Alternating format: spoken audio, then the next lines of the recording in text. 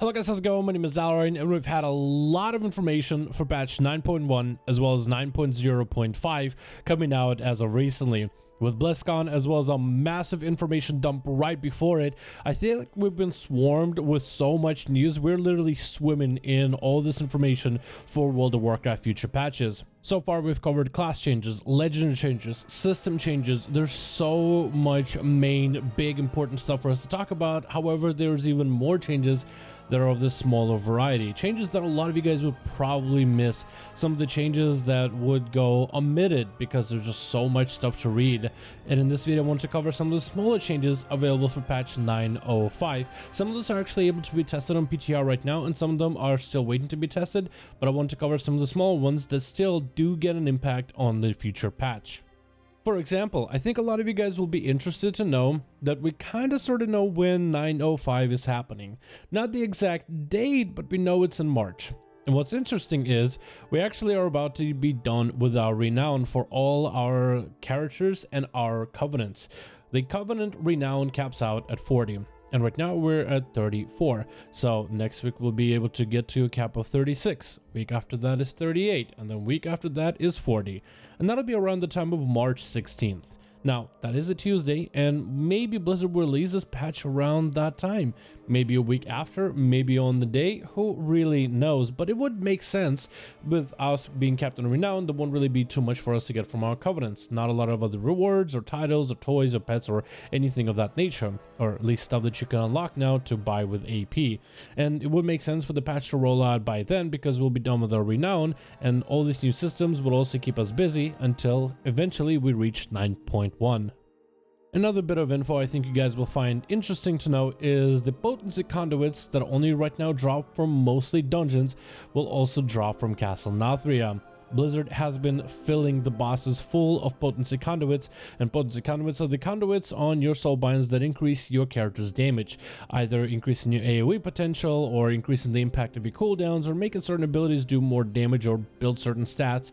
And all those potency conduits of the offensive variety or healing or the tanking are all going to be coming from Castle Nathria as well. Because the way you do it right now is you get the potency conduits from dungeons, and after that, if you want to upgrade them to a higher rank like 226, which is the max for them right now, and that max is probably going to be increased in 9.1, you have to do Venari and the Maw and Stygia farming, and she only gives you an item that upgrades a random conduit that you have to one higher rank. So it could be a potency conduit, could be an endurance conduit, it could be something that's actually useful for you, or you have to wait like a whole week and 7 days of farming Stygia before you finally get the one you need. So finally you'll be able to kill certain bosses, and they'll have a, I think, pretty high chance to drop that potency conduit from the raids themselves. So if you feel like you haven't been lucky in Mythic Plus dungeons, you could just do raids or even Mythic raids in order to get better potency conduits, which will give better progression to that whole system.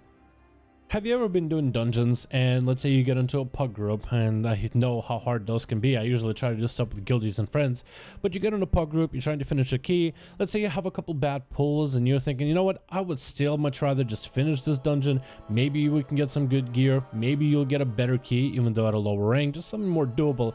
And then people just leave because, well, the key is failed, we're not going to get it in time, we're not going to get the radar IO score, there's no point of doing this dungeon.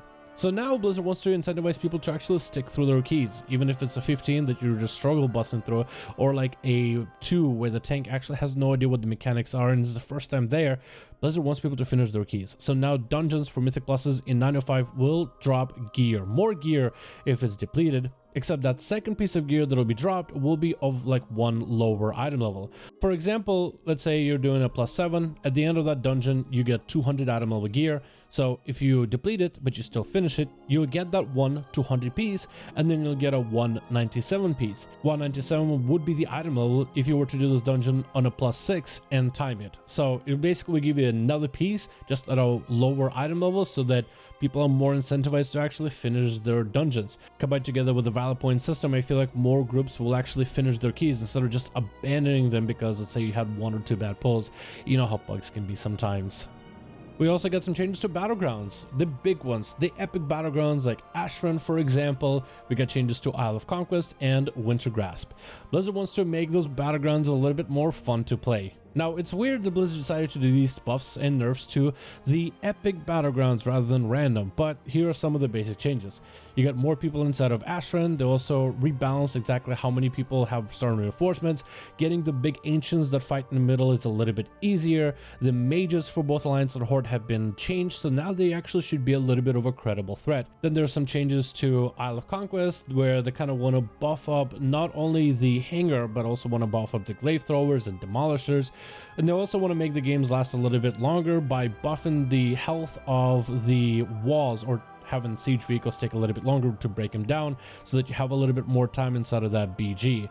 Wind Grasp also has been changed where it felt defense favored, so now there'll be some alterations in order to make the attacking team feel like they're on a more even footing with the defending team. I find it interesting that Blizzard decided to do some changes to epic battlegrounds, because right now most of us do epic BGs and they don't really feel epic. They kind of feel kind of laggy, and you know, it's kind of like a gimmicky thing of, okay, we'll just rush your boss, you guys will rush our boss. It'll just be a race who can PvE the walls down fastest and take down the boss, with maybe a rogue or two sapping people and taking out demolishers, whatnot. I do wonder if these changes will be more fun in terms of these BGs will actually feel like impactful. They feel like, you know, there's a bit of teamwork that's needed, a bit of coordination, or people feel like this is just extending the time it takes for you to win those BGs and just not exactly what people want either. Because I think a lot of us are used to, especially for certain factions playing on certain maps, are used to basically having a free win in certain epic BGs. So I wonder if these changes will have positive or a negative effect going forward.